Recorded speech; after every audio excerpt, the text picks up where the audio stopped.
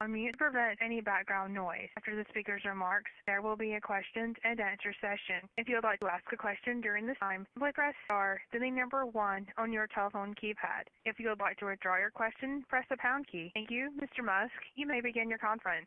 Okay, so it was a great day, and we accomplished all of our primary mission objectives.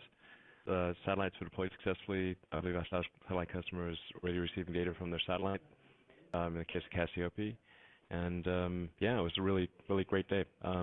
We demonstrated a lot of new technology successfully, including the Merlin 1D engine, the new stage separation system, the much taller rocket, which structurally performed very well, the 17-foot diameter fairing, which separated successfully, no problems there, and overall really great.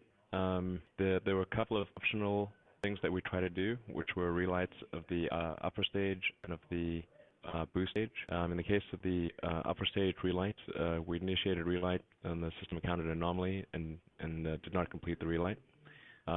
We believe we understand what that issue is and should have it addressed in time for the next flight of the Falcon 9.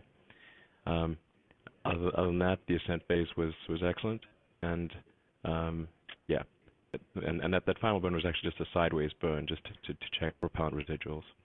So then going to the boost stage, the boost stage actually initiated 2 burns. One was lighting 3 engines to do a supersonic retropropulsion. I believe it's the first time that any rocket stage has attempted to do a supersonic retropropulsion, and it lit 3 of the 9 engines and completed that maneuver well. Came back through atmospheric reentry and survived that coming back into the atmosphere without a problem. Previously, our first stages have always essentially exploded upon re-entering the atmosphere due to the extreme forces they encounter. But as a result of the retro burn, we made it through. And we controlled the stage with a fair bit of precision to a landing point with the center engine. So there's a single engine burn, and that relight also went really well. However, we exceeded the roll control authority of the attitude control thrusters. So in this case, the boost stage did not have landing gear, which helps to essentially stabilize the stage like fins on an aircraft or an empennage section on an aircraft.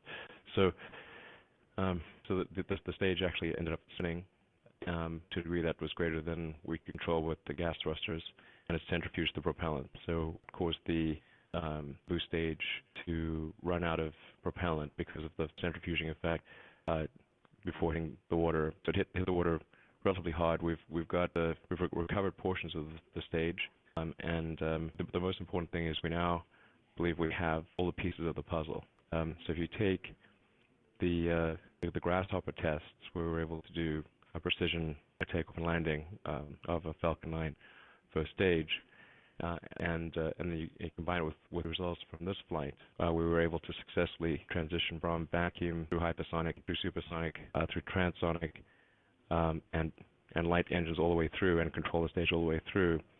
We have the whole, we have all the pieces necessary to achieve a full recovery of the boost stage. So I'm really excited about doing that, and I think we'll achieve that next year. So yeah.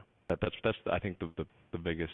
That's actually what's got me the most excited about this flight, is I think we now have all the pieces of the puzzle necessary to achieve full and rapid reusability of the Falcon 9 boost stage. All right, with that, let's transition to questions. At this time, I'd like to remind everyone, in order to ask a question, simply press star, then the number 1 on your telephone keypad. We'll pause for just a moment to compile the Q&A roster.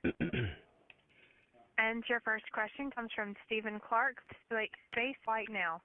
Hey, Elon, first of all, congratulations. A couple of questions on the second stage restart. Go into a little more detail on the issue you saw there, and I believe your next couple of flights, the GTO required to restart, or one restart of the second stage. So you walk forward and tell us what that means for the next couple of flights in your manifesting. Yeah, we're before making any sort of significant, before deciding, what the issue was, I think we want to have a bit more time to review the data.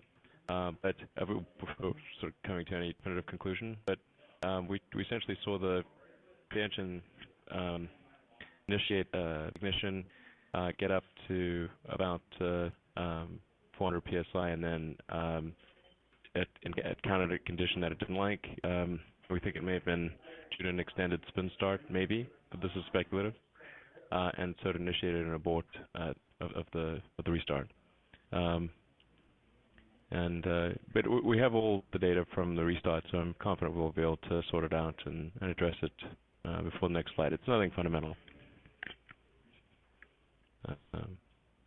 Yeah, I mean, I should mention, like on the test end, we've restarted the Merlin 1D engine, in some cases dozens of times. So it's not. We just have to iron out some slight differences of it operating in vacuum. So you're confident that STS 8 launch coming up next will be able to go forward with minor fixes? Yeah, absolutely. Yeah.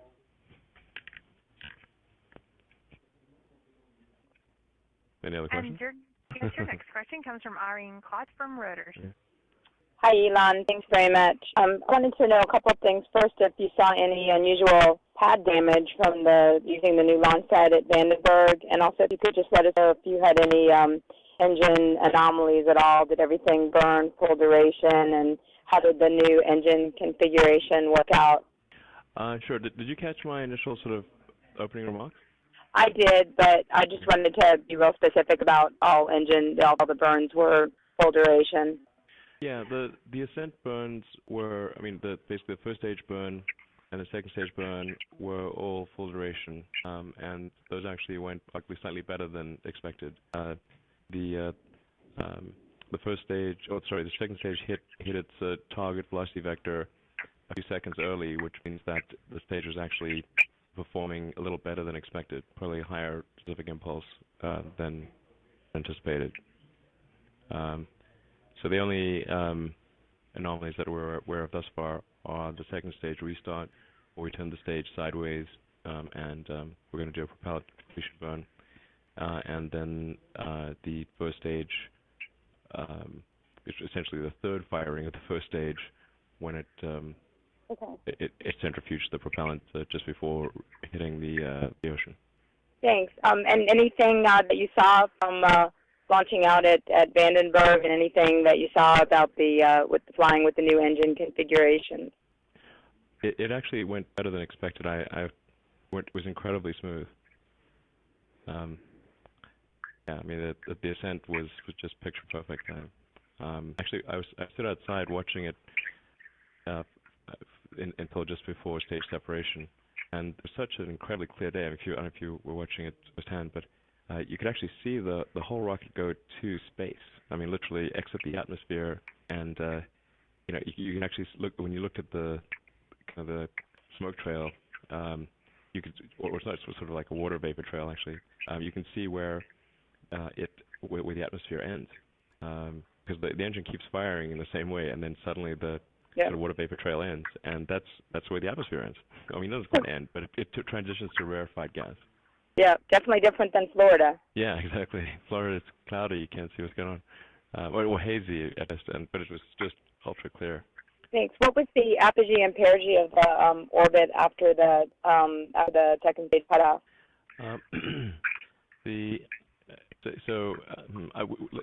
I'll give you some numbers, but I would just check them with my team before saying that they're definitively accurate. I think we were at 327 kilometers perigee and 1495 kilometers apogee. But let's just double check that before, because I'm kind of quoting off the cuff here. Okay. Thanks very much. All right.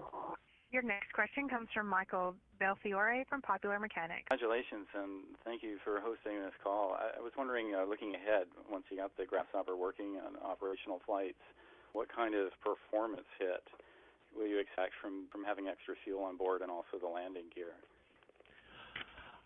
Well, I think we effectively lose in terms of performance. Well, it's really going to depend on exactly what we want to do with the stage. So whether we, if we were to do an ocean landing or a return to launch site landing. If we do an ocean landing, the performance hit is actually quite small. It's maybe on the order of 15%, If we do return to launch site landing, it's probably double that. It's more like a 30% hit. Are you talking about payload? Yeah, exactly. Percentage of payload lost. Cool. Thank you. Welcome. And your next question comes from Jonathan Amos from BBC London. Elon, congratulations on a great flight. Thank you. Just a couple of questions. Where does this leave you now for the SES mission? Because we've got a lot of commercial customers who are waiting to ride the Falcon.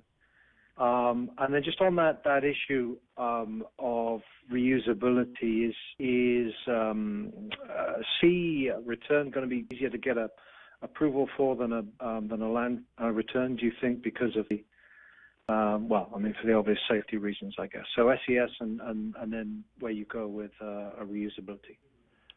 Sure. So we were on track to launch SES next month. There might be a few extra weeks to sort of just make sure we're super confident of the second stage restart. But from a hardware standpoint, we're ready to go with SES next month.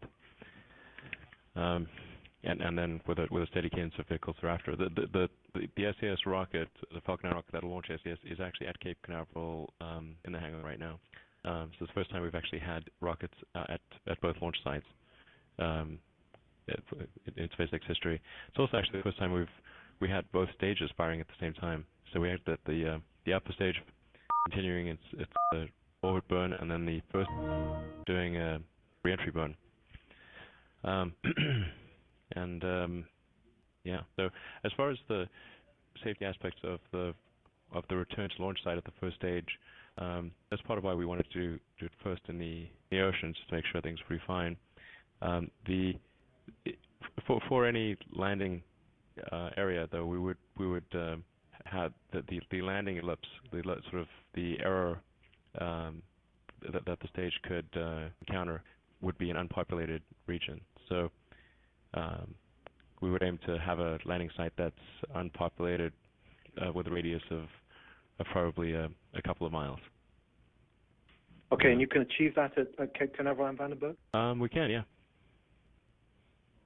Okay, that's great. And the reignitability of the upper stage, that is to get different orbits and also to deorbit the upper stage as well on some missions, yeah? It's rare to do a deorbit burn of the upper stage. That's unusual in the rocket world, but we probably would have the ability to do that in some cases. For low Earth orbit missions, the stage would effectively encounter a small amount of atmospheric drag and eventually re-enter and burn up.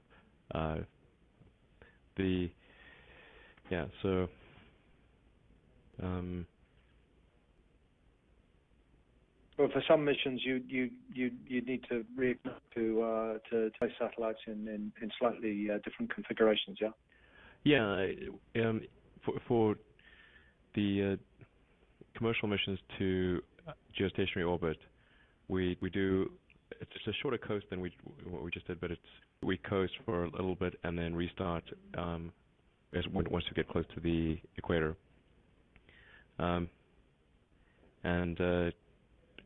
So in that scenario, a restart is important for those missions.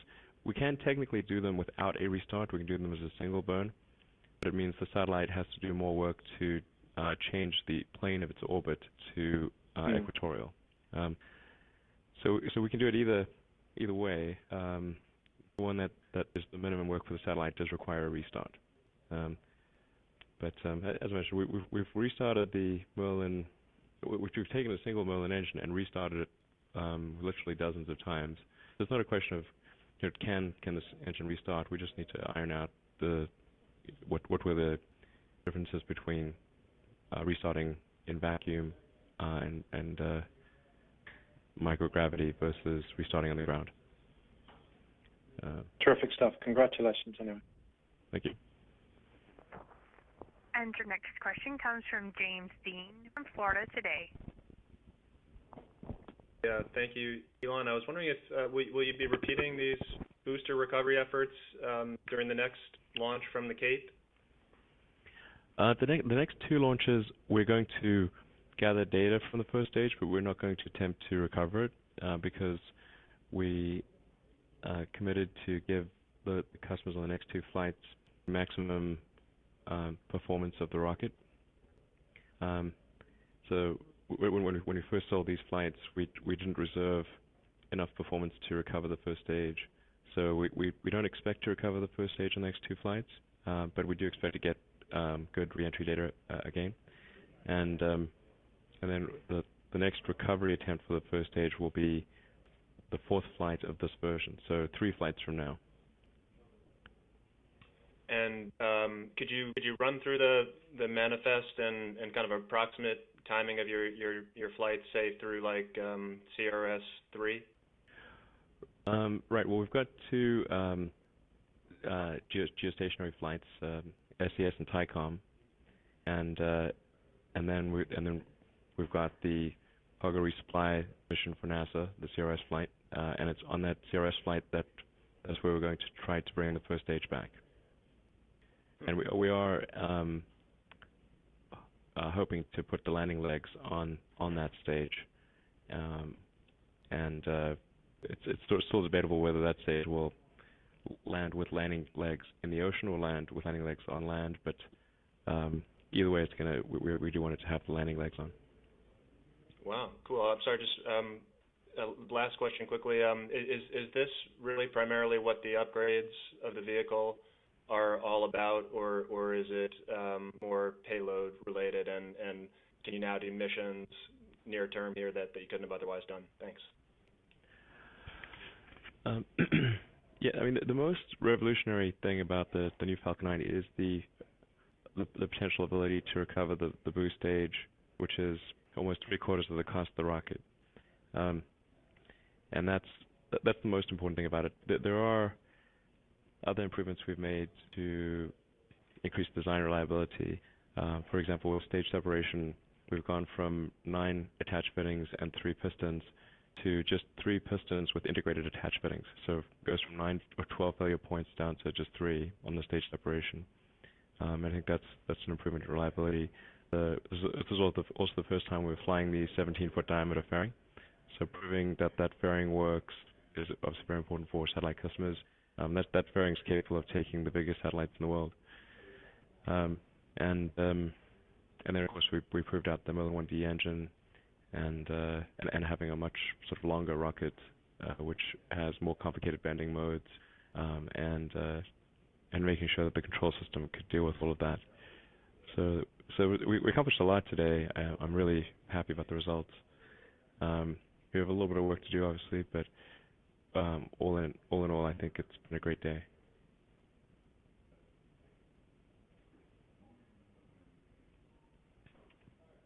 Your next question comes from Warren Burster with Ace News. Thanks for taking my call and for having the press conference. Elon, just a quick clarification, please, on the third CRS flight. I think that's been, correct me if I'm wrong, that's been pushed into early next year, perhaps February. You said you are going to have landing legs on the vehicle on this flight. Did I hear you correctly on that? Yeah, that's the plan. We're not going to hold up that flight for landing legs. So if landing legs end up being delayed for any reason, then we won't hold up the flight for that. But the default plan is to have landing legs on that mission, and the schedule for that mission is mostly driven by upgrades to the Dragon spacecraft, where we have an upgraded avionics system, and we're able to provide a lot more power to NASA for powered cargo. It essentially triples, I think, the amount of powered cargo that NASA can have. So I think that's what's driving that schedule, and it's a high priority for us to get that mission launched as soon as we can. But it's looking like probably sometime in February is most likely. Okay. Second question is, you suggested a possibility of a landing. Where might this vehicle land if you were to attempt that, and don't you require an FAA license for that, and do you have it? Yeah, it would land. We've actually been working with Range Safety, Air Force Range Safety, and the FAA to identify landing locations at Cape Canaveral, and we've identified a few. And I don't think we're quite ready to say what those locations are, but they're kind of out on the tip of Cape Canaveral, sort of easternmost sort of tip of Cape Canaveral. Yeah, actually, it's great working with both Range Safety, Air Force Range Safety, and FAA. They've actually been quite supportive of the whole plan. But do you need a license for that type of activity? And if so, do you have it? Yeah, you need a license, and we expect to get it. Yeah. Thank you. All right, you're welcome. And your next question comes from Jeff Faust from the Space Review. You mentioned in the beginning that you had recovered portions of the first stage. I wonder if you can go into any more detail on exactly what you got, and did you get any video of the reentry? Yeah, we actually do have some great video of the reentry. It's coming back. It's actually on the boat, or boats, I should say. So we don't have that. We should be able to post that maybe later this week. Yeah, there's some pretty cool video. And in terms of components, I think I mean, this is, bear in mind, this is coming from, there's a fast boat, and then there's a bigger slow boat, and then it goes to mission control, and then to me. So there's like 4 levels of broken telephone here. So you know, to take this with a grain of salt.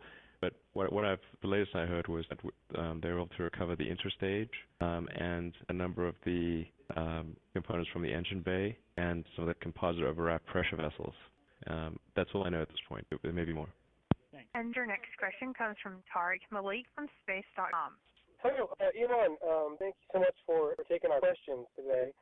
You know, a great launch from Vandenberg, and my main question was really, you know, what type of flexibility, you know, that dual launch site capability on West and East Coast gives you now, in terms of either, you know, more customers for satellite launches or more flexible launches to station. You know, if you can give us the options you now have with that dual capability, that would be great. Thank you. Sure. I think the most important thing that being able to launch from Vandenberg and the Cape gives us is the ability to reach any orbit. So we can go to any inclination at this point. And for mid-inclination missions, as you mentioned, like going to the space station orbit, we could conceivably do space station missions from either the Cape or Vandenberg. Our default plan is to do that from the Cape, but I mean, if there was, let's say, some terrible storm at the Cape, you know, some hurricane with, you know, Force 5 hurricane or something that damaged the Cape launch facilities, we could, in an emergency, transition to launching and resupplying the space station from Vandenberg. So I think it's good to have that optionality. And then we're continuing forward with a third launch site, which you know, is likely to be Texas, but you know, we're still waiting for all the final approvals.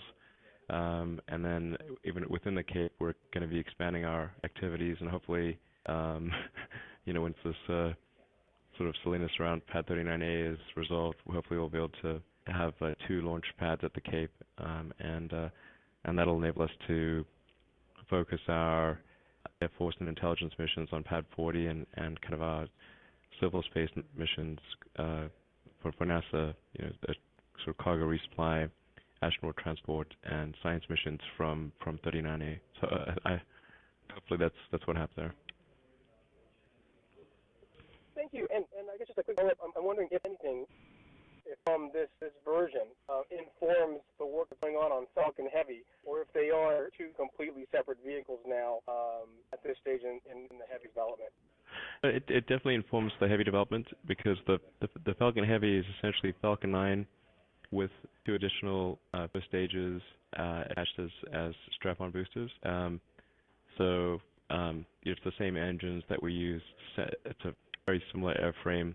Airframe will be slightly optimized for the fact that it is a side booster, but the avionics will be the same as the Falcon 9 first stage, and how we control the whole thing will be very, very similar. And then when the 3 boost stages will separate, they'll come back and land individually, and they'll behave just like the Falcon 9 boost stage. All 3 of them will come back hopefully and land on 3 separate pads, and then we'll join them back together for a future flight and launch them.